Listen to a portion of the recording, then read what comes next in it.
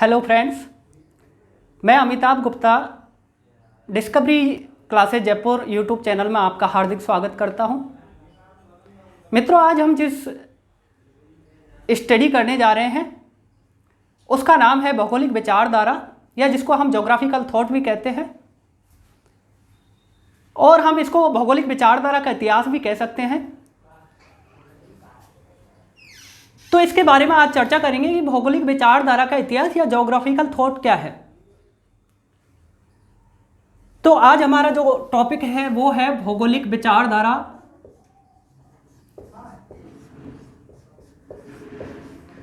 या इसको geographical thought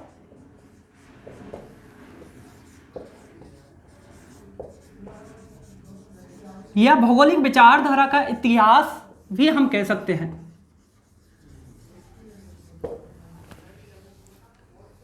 तो मित्रों, बात आती है कि ज्योग्राफिकल थॉट या भौगोलिक विचारधारा में हम किसका अध्ययन करते हैं, किसकी स्टडी करते हैं। तो मित्रों, मैं आपको बताऊं कि भौगोलिक विचारधारा के तहत या भौगोलिक विचारधारा के अंतर्गत हम भूगोल के ऐतिहासिक पक्ष की अध्ययन करते हैं, ऐतिहासिक पक्ष का अध्ययन करते हैं कि किस प्रकार से भूगोल का विकास प्रारंभ हुआ प्राचीन काल से लेकर और आधुनिक काल तक। भूगोल का विकास या भूगोल की जो स्टडी है वो किस प्रकार से आगे बढ़ी, या भूगोल का विकास किस प्रकार से हुआ अलग अलग कालों में, और अलग अलग विद्वानों द्वारा कौन कौन से विचार भूगोल के बारे में दिए गए जिनसे भूगोल का विकास आगे बढ़ा। तो उसकी चर्चा हम भौगोलिक विचारधारा के इतिहास में करते हैं या भौगोलिक विचारधारा में करते हैं, जिसको हम ज्योग्राफिकल थॉट भी कहते हैं। अगर मित्रों मैं ज्योग्राफिकल विचारधारा या ज्योग्राफिकल थॉट की बात करूं तो मैं इसको एक उदाहरण से भी समझ सकता हूं। जैसे कि एक शिशु होता है, एक बालक होता है, वो सबसे पहले एक जन्म लेता है और जन्म लेकर वो पृथ्वी पर दौड़ता है। तो वो क्या करता है, सबसे पहले अपने घुटनों के बल चलना प्रारंभ करता है, घुटनों के बल चलना सीखता है। धीरे धीरे वो पैरों पर खड़ा होना सीखता है।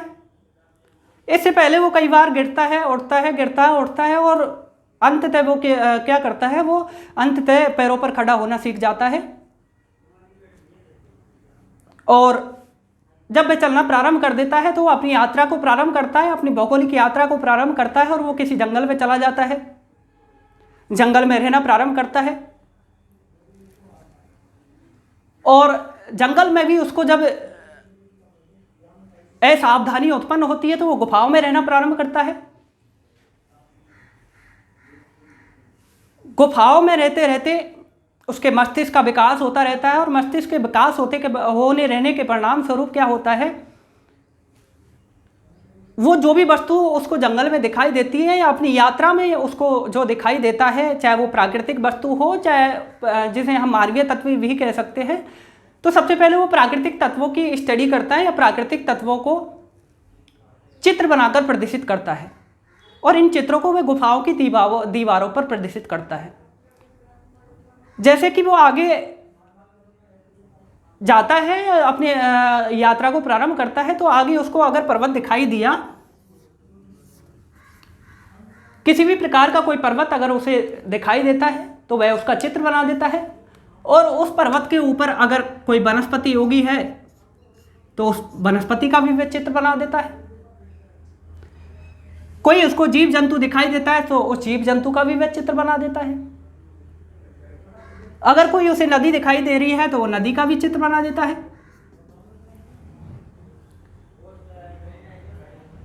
तो इस प्रकार से वो क्या करता है, जितने भी प्राकृतिक तत्व होते हैं तो उन प्राकृतिक तत्वों को चित्रों के द्वारा प्रदर्शित क्या करना प्रारंभ करता है।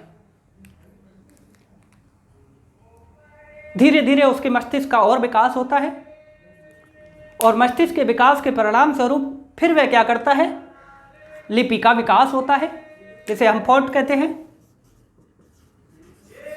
तो मित्रों, फॉन्ट का या लिपि का विकास होता है,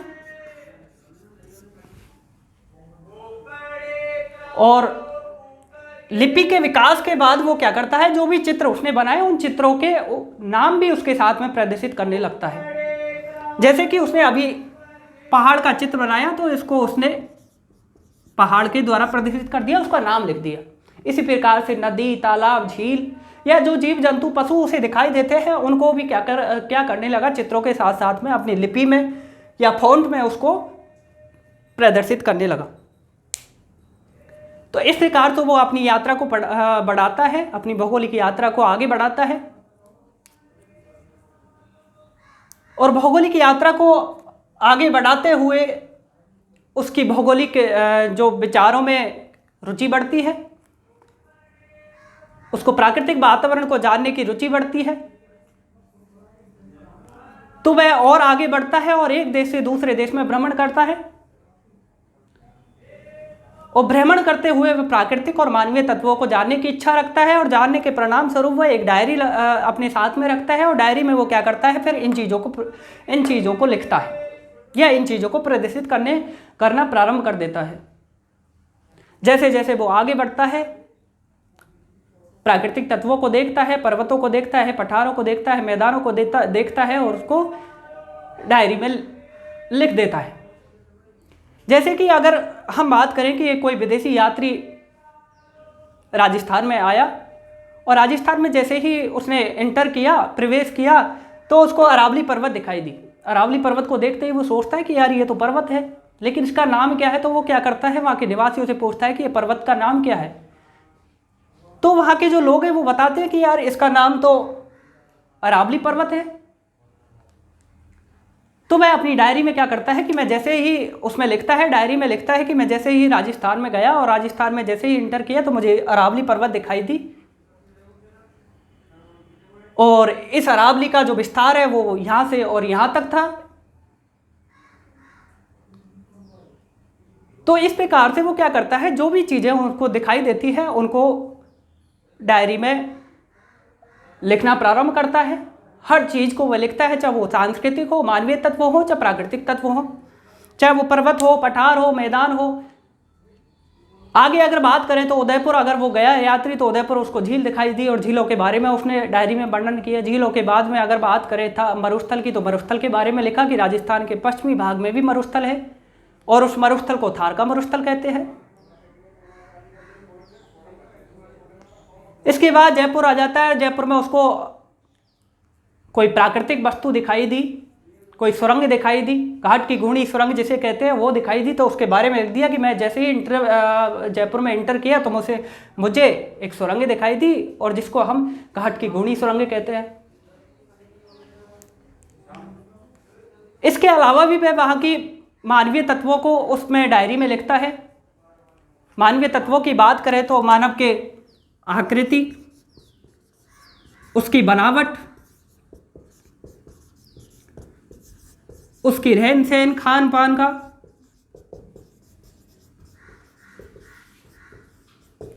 उसकी भाषा का,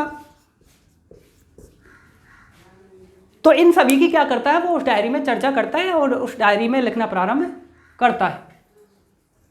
तो प्राकृतिक तत्वों में और मानवीय तत्वों को वो एक डायरी में ही लिखना प्रारंभ करता है या लिखता है। इसके बाद क्या होता है, उसके बाद का जो मानव आता है उसमें उससे ज़्यादा मस्तिष्क का विकास होता है, उसके और ज़्यादा मस्तिष्क का विकास होता है और उसके परिणाम स्वरूप वह क्या करता है, वह उस डायरी को उठाता है और उस डायरी को उठाकर उसका अध्ययन करता है, उसकी स्टडी करता है कि इस डायरी में क्या लिखा है। और उस डायरी को जब अध्ययन करता है, उसकी स्टडी करता है, तो उसके परिणाम स्वरूप उसको पता लगता है कि ये जो जिस विद्वान ने इस डायरी को लिखा है उसने क्या किया, प्राकृतिक तत्वों और सांस्कृतिक या मानवीय तत्वों को घालमेल कर दिया, उनको एक ही जगह पर उसने लिख दिया है। कहीं पर उसने मानवीय तत्वों को लिख दिया तो मानवीय तत्वों के साथ साथ उसने प्राकृतिक तत्व जिसमें हम पठार, पर्वत, पठार, मैदानों की चर्चा करते हैं तो उनको भी उसने उसमें साथ में लिख दिया। कहने का मतलब ये हुआ कि उसने मानव की प्राकृतिक बनावट, आकृति, रहन सहन, खान पान, भाषा के साथ साथ में क्या किया, उसको कहीं पर्वत दिखाई दिया तो पर्वत के बारे में लिख दिया और पर्वत के साथ ही उसको अगर कोई व्यक्ति दिखाई दिया तो उस व्यक्ति के बारे में भी उसने उसके बाद ही उसकी चर्चा कर दी कि एक आदमी मेरे को मिला था और उसकी बनावट इस प्रकार की थी या उसका खान पान, रहन सहन इस प्रकार से थे। या कह सकते हैं कि राजस्थान के जो निवासी हैं उनकी जो आकृति है, बनावट है, उनके बालों की जो आकृति है वो लहरदार है या छल्लेदार है, जो भी है, तो उसने क्या किया, उनको बताया। तो इस तरीके से क्या हुआ, उस विद्वान ने क्या किया, प्राकृतिक तत्वों और जो मानवीय तत्व हैं उनकी स्टडी की, और स्टडी करके उनको जाना कि उस जो विद्वान ने जो डायरी लिखी थी उसमें प्राकृतिक तत्व और मानवीय तत्वों का घालमेल कर दिया है, उनको कहीं पर भी व्यवस्थित तरीके से या क्रमबद्ध तरीके से नहीं लिखा गया है। तो वह विद्वान उन तत्वों को क्या करता है, फिर व्यवस्थित तरीके से लिखना प्रारंभ करता है। एक जगह पर प्राकृतिक तत्वों को सीरीज से लिखता है, जैसे कि बात करें पर्वत, पठार, मैदान, झील, थार, जो मरुस्थल है, मरुस्थलों की चर्चा करता है, वनस्पति की, जीव जंतुओं की। तो इसको क्या करता है, वो क्रमबद्ध तरीके से या व्यवस्थित तरीके से स्टडी करता है।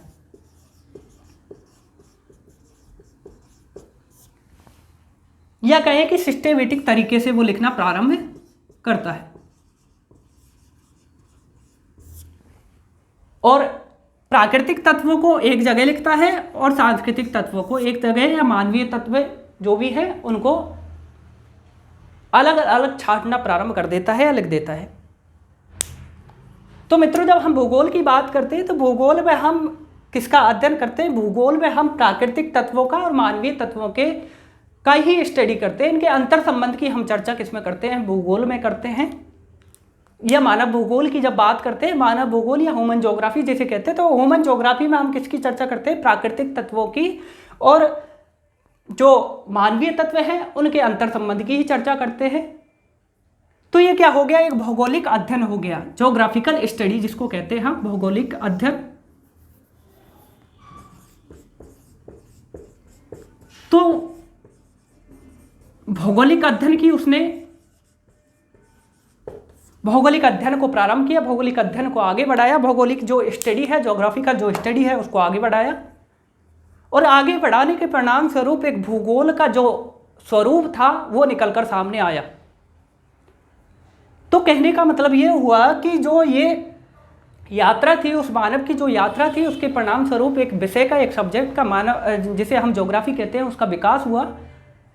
और उस विकास के कालक्रम की या उस जो विचारों की, जो बार बार में जो अलग अलग विचार विद्वानों ने दिए, उन विचारों की चर्चा ही हम किस में करते हैं, भौगोलिक विचारधारा के इतिहास में, या भौगोलिक विचारधारा या ज्योग्राफिकल थॉट जैसे हम कहते हैं उसमें चर्चा करते हैं। अब नेक्स्ट तो बात आती है भौगोलिक विचारधारा के कालक्रम की, कि भौगोलिक विचारधारा का जो कालक्रम है या इसका समय है, या भौगोलिक जो विचारों का जो समय है वो किस तरीके से आगे बढ़ा या किस तरीके से है।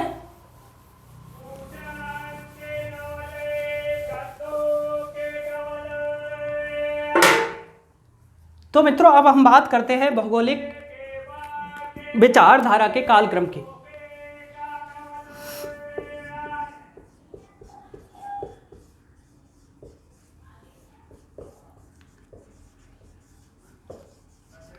भौगोलिक विचारधारा का कालक्रम,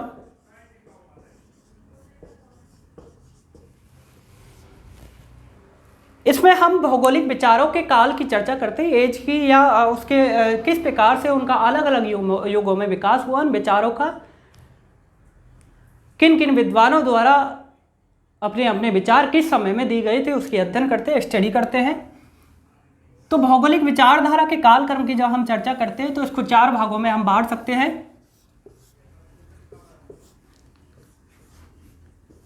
4 भागों में बांटते हैं। पहला जो आता है उसको हम कहते हैं प्रारंभिक काल,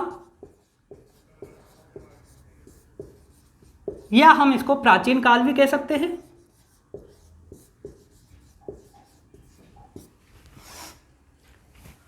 नेक्स्ट, भौगोलिक विचारधारा के कालक्रम में अगर दूसरा जो आता है तो उसमें हम मध्यकाल की बात करते हैं। मध्यकाल के बाद आधुनिक काल,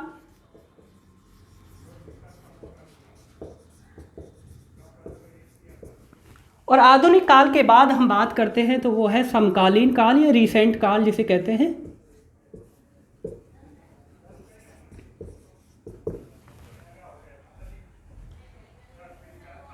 और अगर अब हम प्रारंभिक काल या प्राचीन काल की बात करें तो मित्रों, प्राचीन काल को भी हम लगभग 3 भागों में बांटते हैं।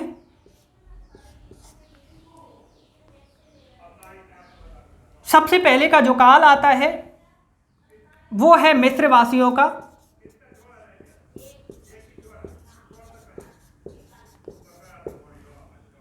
या इसको फोनीशियन वासियों का, फोनीशियनों का काल। और अगर इसके काल की बात करें तो इसका जो काल है वो लगभग 1200 ईस्वी पूर्व से, और ये 800 ईस्वी पूर्व तक का काल है।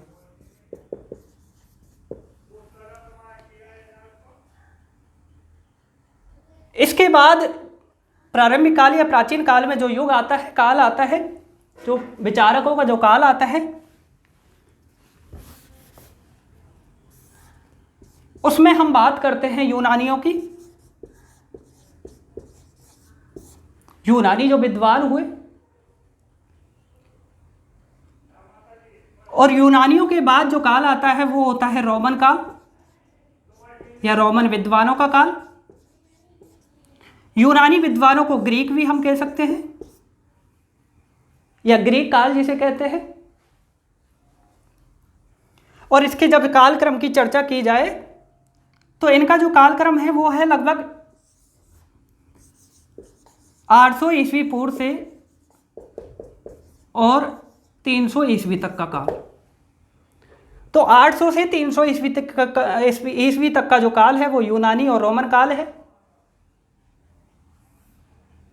और यूनानी या रोमन काल को की अगर हम बात करें तो इसको हम चिर सम्मत काल भी कहते हैं,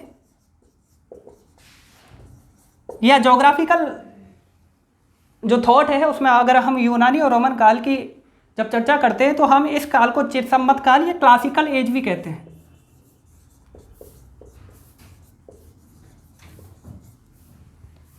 तो क्लासिकल एज, इसके बाद मध्यकाल आता है, और मध्यकाल को भी हम 3 भागों में स्टडी करते हैं।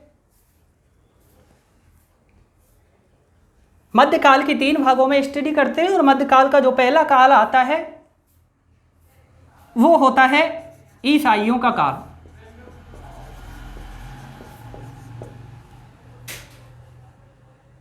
ईसाइयों का काल। इसके बाद आता है अरब काल, अरब विद्वानों का काल।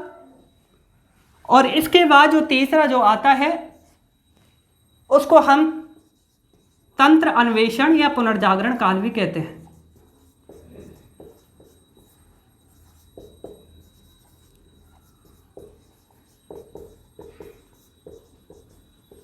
तंत्र अन्वेषण या पुनर्जागरण काल कहते हैं। अब इनके कालक्रम की चर्चा की जाए तो ईसाइयों का जो काल है उसको हम 300 ईस्वी से 750 ईस्वी तक बांटते हैं। इसके बाद अरब काल की चर्चा जब हम करते हैं तो अरब काल का जो काल है वो 750 ईस्वी से 1250 ईस्वी तक मानते हैं, 1250 ईस्वी तक। और तंत्र अन्वेषण या पुनर्जागरण काल जो है उसका जब कालक्रम है तो उसके कालक्रम की जब हम चर्चा करते हैं तो उसका जो कालक्रम है वो है 1250 ईस्वी से और 1750 ईस्वी तक। तो ये मध्यकाल का कालक्रम हो गया, ईसाइयों का काल, अरब काल, तंत्र अन्वेषण काल। दूसरा, अगर ईसाई और अरब काल की चर्चा करते हैं तो ईसाई और जो अरब काल है इसको अंधकार युग भी कहते हैं, या इसको डार्क एज जिसे हम कहते हैं। इंग्लिश में अगर इसको कहते हैं तो डार्क एज भी हम इसको कह सकते हैं, अंधकार युग को। तो ये कब आया था? ईसाइयों के काल में आया था।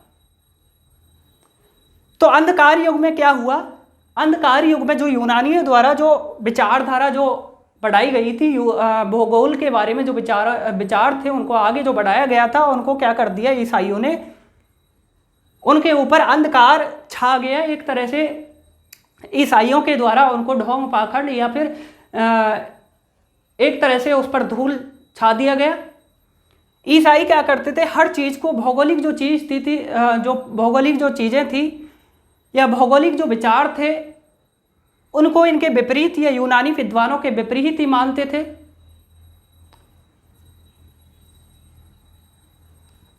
लेकिन अरब काल की जब हम बात करते हैं, अरब काल में अरब विद्वानों ने क्या किया, उस यूनानी जो विचारधारा है उसको बचाए रखा और उसको आगे बढ़ाने में महत्वपूर्ण योगदान दिया। इसके बाद तंत्र अन्वेषण या पुनर्जागरण काल आता है। और तंत्र अन्वेषण की जब बात करते हैं तो तंत्र अन्वेषण में क्या हुआ, विभिन्न प्रकार के उपकरणों का आविष्कार हुआ, खोजें हुई। तंत्र अन्वेषण युग में हम केपलर की चर्चा करते हैं, कोपरनिकस की चर्चा करते हैं, न्यूटन की चर्चा करते हैं, गोहम विद्वान की चर्चा करते हैं। तो इस तरीके से अलग अलग विद्वानों ने किन किन का आविष्कार किया, उनका सबके जो अन्वेषण है उनकी चर्चा हम तंत्र अन्वेषण युग में करते हैं। अगर बात की जाए पुनर्जागरण काल की, तो मित्रों पुनर्जागरण काल में हम हम्बोल्ट और रिटर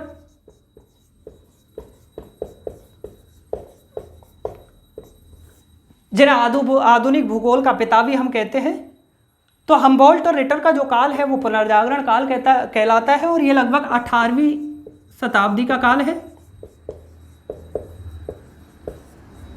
तो इस प्रकार से मध्यकाल था। मध्यकाल के बाद हम चर्चा करते हैं आधुनिक काल की।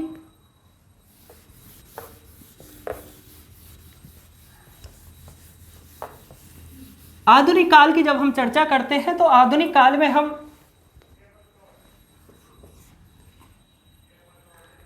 सबसे पहले प्रत्यक्षवाद की चर्चा करते हैं, मात्रात्मक क्रांति की चर्चा करते हैं, व्यवहारवाद की चर्चा करते हैं, निश्चयवाद की चर्चा करते हैं, संभववाद की चर्चा करते हैं और नव निश्चयवाद की चर्चा करते हैं।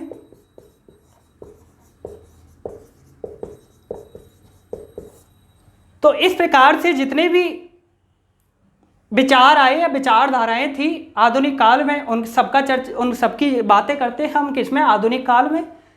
इसके बाद अगर समकालीन काल की बात की जाए तो समकालीन काल में भी हम अलग अलग विचारों की या विचारधाराओं की बात करते हैं।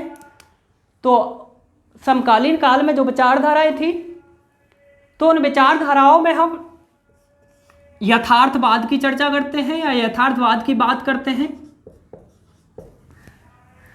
इसके बाद मानववाद की भी इसमें बात करते हैं हम, नारीवाद की चर्चा करते हैं,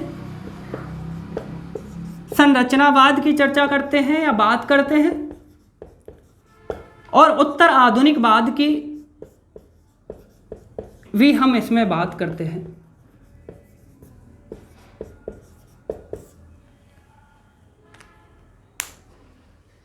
तो इस प्रकार से हमने क्या किया, भौगोलिक विचारधारा के कालक्रम को 4 भागों में बांटा और 4 भागों में हमने सबसे पहले प्रारंभिक काल या प्राचीन काल की चर्चा की या बात की।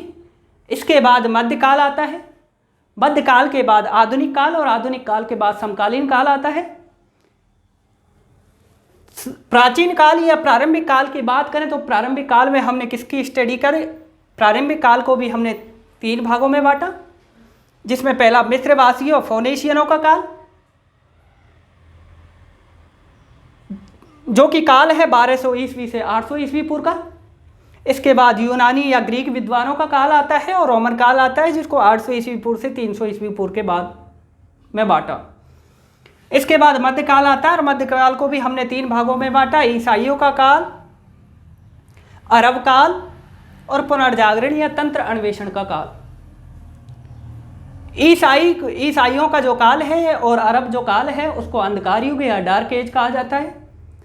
क्यों कहा जाता है, क्योंकि इसलिए कहा जाता है क्योंकि यूनानी विद्वानों द्वारा जो भौगोलिक विचारधाराएं जो इस युग में या भौगोलिक विचारधाराएं जो उत्पन्न की गई थी उन सब पर पर्दा डाल दिया किन्होंने, ईसाइयों ने। उनके ऊपर अंधकार छा गया, यूनानी विचारधाराओं को इन्होंने गलत सिद्ध कर दिया। इसके बाद अरब काल आता है और अरब काल में अरब विद्वानों ने उनको यूनानी विद्वानों की विचारधाराओं को आगे बढ़ाते हुए अलग अलग विचारों को प्रतिपादित किया। और तंत्र अन्वेषण काल, पुनर्जागरण काल आता है। तो तंत्र अन्वेषण में विभिन्न प्रकार की जो उपकरण हैं उनके आविष्कार हुए, जिसमें हम केपलर की, कोपरनिकस की, गोहम की, न्यूटन की चर्चा करते हैं। इसके बाद पुनर्जागरण काल, पुनर्जागरण काल में हमबोल्ट और रेटर की बात करते हैं कि हमबोल्ट और रेटर ने किस प्रकार से भौगोलिक विचारधाराएं बताई, कौन कौन सी विचारधाराओं का अध्ययन किया, स्टडी की जाती है। हमबोल्ट और रेटर की बात करें तो हमबोल्ट और रेटर को आधुनिक भूगोल का पिता कहा जाता है, क्योंकि उन्होंने आधुनिक भूगोल में विचारधाराओं के विकास को आगे बढ़ाया। आधुनिक काल में प्रत्यक्षवाद, मात्रात्मक क्रांति, व्यवहारवाद, निश्चयवाद, संभववाद, नवनिश्चयवाद, संभाव्यवाद की भी हम चर्चा करते हैं। समकालीन काल में यथार्थवाद, मानववाद, नारीवाद, संरचनावाद और उत्तर आधुनिकवाद, इन सब की स्टडी हम किसमें करते हैं? भौगोलिक विचारधारा के कालक्रम के अंतर्गत हम इसकी स्टडी करते हैं। तो ये था मित्रों आज का टॉपिक, जिसको हम भौगोलिक विचारधारा या ज्योग्राफिकल थॉट कहते हैं। जो नेक्स्ट टॉपिक है वो कल, इससे आगे का जो पार्ट होगा वो होगा, और जिसमें हम भौगोलिक विचारकों की बात करेंगे। सबसे पहले हम यूनानी विद्वानों की चर्चा करेंगे कि कौन कौन से यूनानी विद्वान आए जिन्होंने भौगोलिक विचारधाराओं की बात की, भौगोलिक अलग अलग जो विचारधाराएं थी उनकी बात की। भौगोलिक जो यूनानी जो विचारक हैं, कौन कौन से भौगोलिक विचारक थे, उन्होंने अपने अपने अनुसार कौन कौन से विचार प्रस्तुत किए। यूनानियों के बाद हम रोमन काल की भी बात करेंगे। तो इस तरीके से हम जो भौगोलिक विचारधारा का जो इतिहास है या ज्योग्राफिकल थॉट है उसकी स्टडी करते चलेंगे। तो ये था आज का हमारा टॉपिक। थैंक यू मित्रों।